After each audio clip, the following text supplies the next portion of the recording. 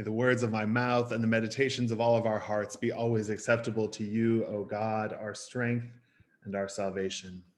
Amen. What is the gospel?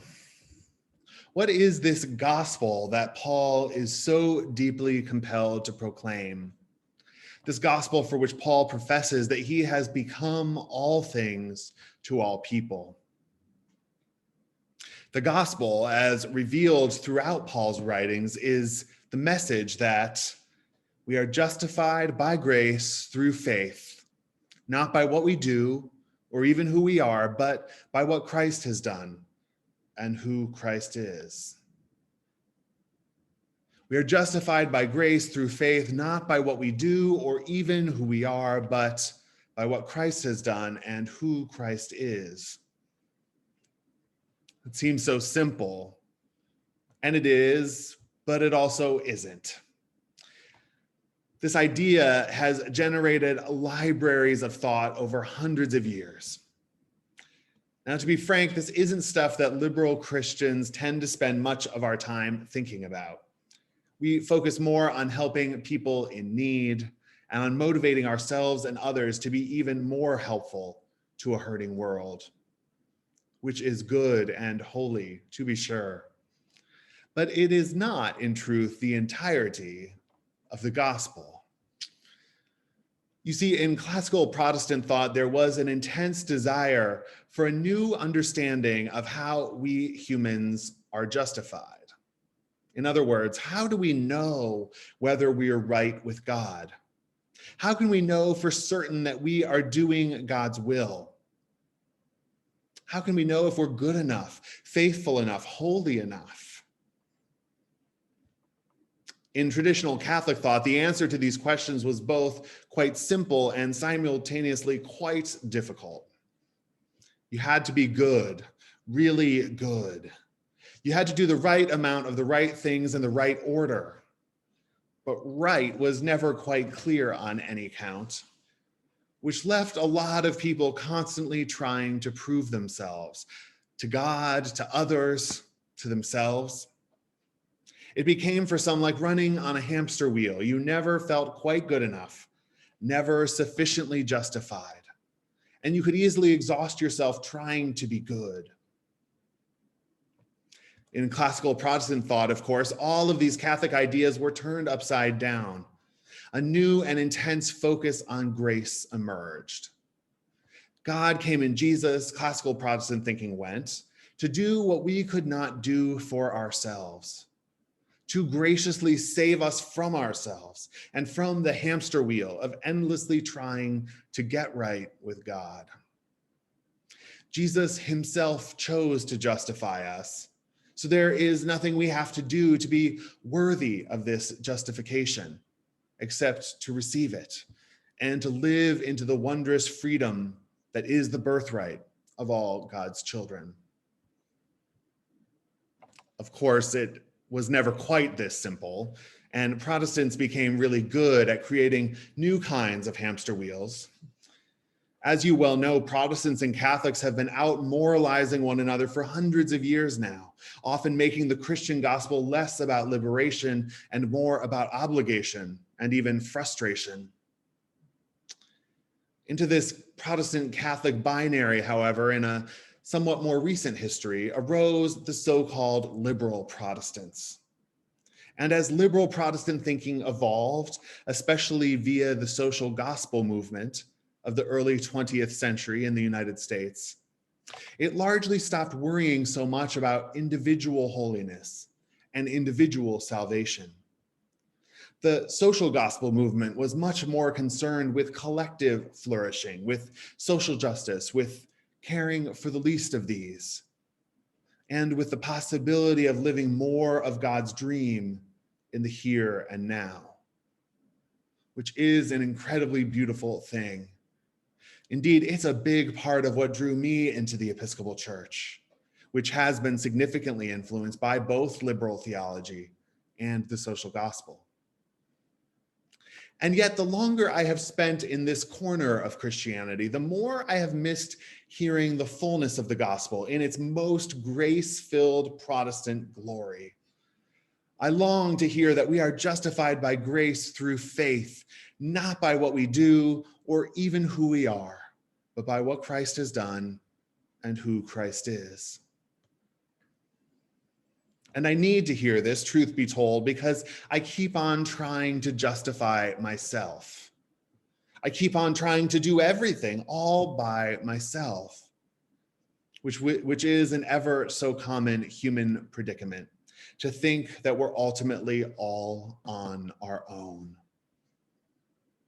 But it's a lie. It simply is not true. But some of us need help to see through the lie. And while not all of us come to church seeking this kind of help, some of us do. Some of us need it more than almost anything. We need something, someone to rely on beyond ourselves. We have come to the end of our own resources. We have exhausted our own spiritual strength. We crave a higher power. And sometimes I wonder, when such an exhausted soul ventures into St. Mary's, when such an exhausted soul takes the enormous risk of hoping beyond hope that the church might have some kind of help to offer them, what will such a beleaguered brother or sister find? I hope not our pity, and I hope not our platitudes. I pray that they would find a real openness to their struggles and vulnerability. And I pray that they would find in us an ability to share the hope of the gospel. But to offer such hope, such assurance, we must first know it deeply and viscerally ourselves. And to know it ourselves seems inevitably to mean wanting to share it, as was the case for Paul. I have become all things to all people, that I might by all means save some. I do it all for the sake of the gospel, so that I may share in its blessings. This gospel, this truth that we are fundamentally known, accepted, and loved beyond our wildest imaginations, is a truth that can set us free. And it's a truth that each of us must learn and integrate in our own way. And once we are on our way to being free, we can begin to help others find freedom too. This is what it means to be a Christian. One of the many things I miss about worshiping together in the flesh is that we are missing some of our more peripheral people. The ones who don't want to be in the church directory, who usually don't stay for coffee hour, and who sometimes make folks a little uncomfortable, but who are clearly hungry. Hungry for a word of life, for a healing balm, for a morsel of truth. I miss these people because they keep us honest about what it is we're up to here, about why we gather as church. Yes, to appreciate beautiful music. Yes, to appreciate on good days thoughtful homilies. Yes, to enjoy fellowship with one another. But more than any of this, to be saved from the lies that the world wants us to believe. The lie that we are fundamentally alone. The lie that we are responsible only for ourselves. The lie that if life isn't working out for us, it's probably our own fault.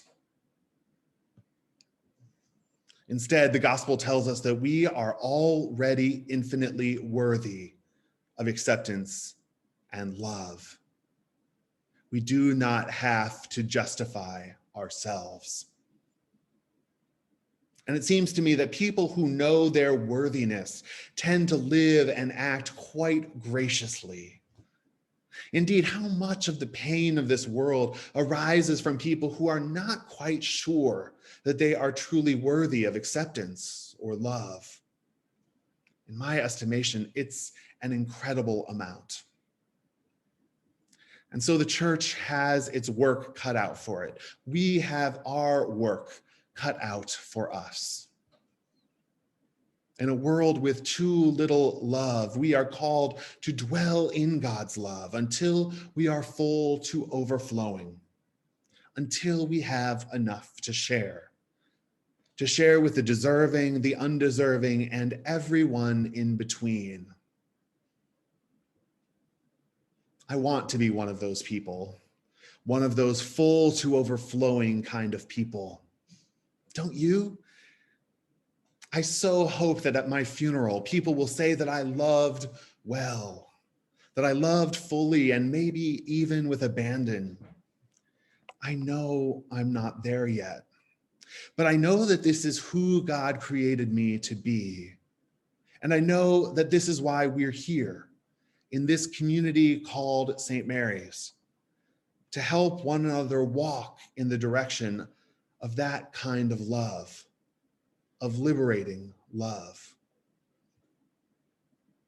And so I pray that in the months and years to come, we will make of this place more and more a place where people know that they will find overflowing, liberating, life-changing love. May it be so. Amen.